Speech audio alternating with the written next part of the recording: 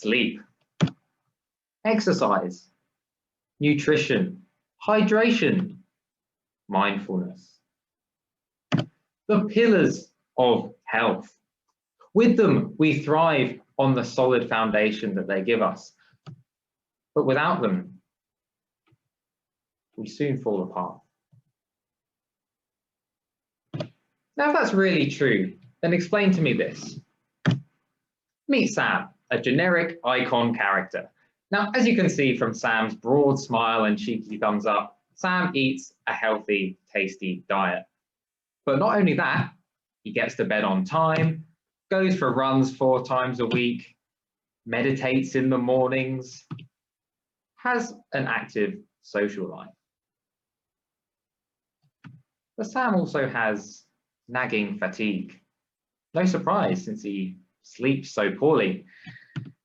He gets stomach aches, his blood pressure is a little high, and he's got asthma. Actually, Sam's kind of depressed. Now, how can this be? See, Sam has neglected a crucial pillar of his health. A missing pillar, one most of us think about all too rarely. So what is this missing pillar? The breath. But I know what you're going to say. I breathe all the time. I've got this pillar absolutely nailed down, no trouble. Well, here are some stats which may surprise you. 40% of us suffer from chronic nasal obstruction. That is, we can barely breathe through our noses at all, and we have to resort to mouth breathing most of the time. About half of us are frequent snorers throughout the night, which really affects the quality of our sleep. And get this, 9 out of 10 children suffer some form of deformity in the shape of their nose and mouth. So my question for you is this: how are you breathing? Right now, how are you breathing? Fast or slow? Deep or shallow? Through the nose or through the mouth? As I'm about to explain, the answers to these questions are not quite as trivial as you might think. So my first rule for better breathing is to breathe through your nose. See, what the nose does that your mouth doesn't is to process the air that you take in. It filters, warms, moistens, and pressurizes that air, allowing you to absorb about 10 to 15% more oxygen with every breath that you take. Why does this matter? Well, it actually matters quite a lot. Let's go back to Sam. See, Sam is a chronic mouth breather, like about 1 in every 2 people. And it's constantly breathing that raw, unprocessed air that's raising Sam's blood pressure, putting his body in a state of stress, and it's that that's making him feel tired and dejected. But when you breathe through your nose, this has the effect of your body creating 6 times more nitrous oxide. And what this does is to increase the level of blood circulation throughout the body, which delivers more oxygen to your red blood cells, and it's this that sustains your energy throughout the day. But surely, if I need more oxygen, I should just breathe more quickly and deeply, right? I wouldn't recommend that, because my second tip for better breathing is actually to breathe less.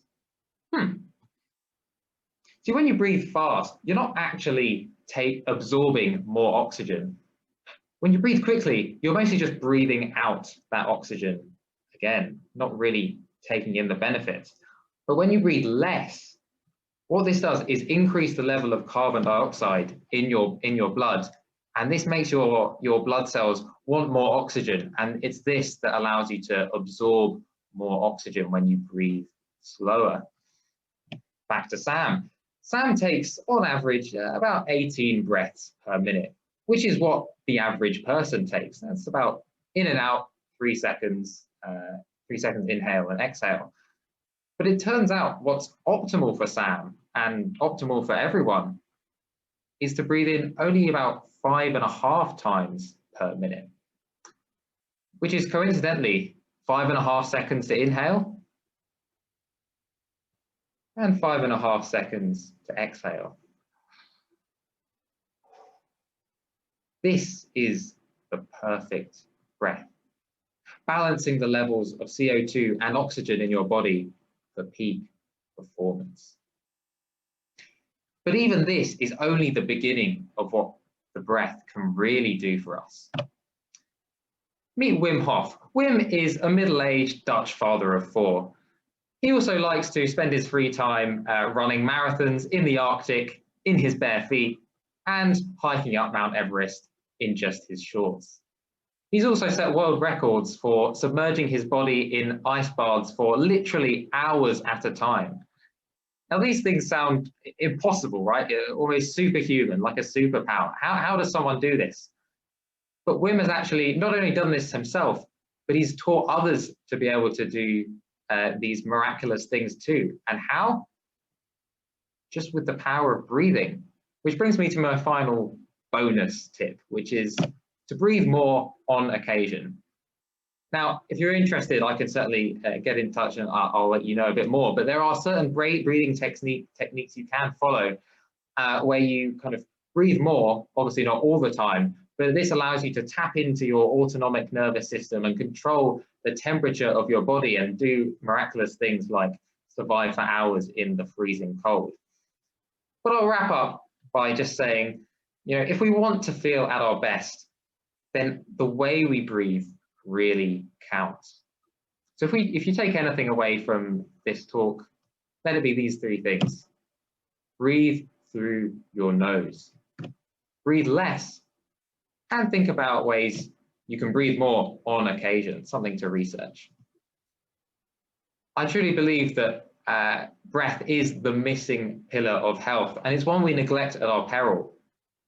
But there are possibilities to really thrive if we can tap into that power. Thank you very much.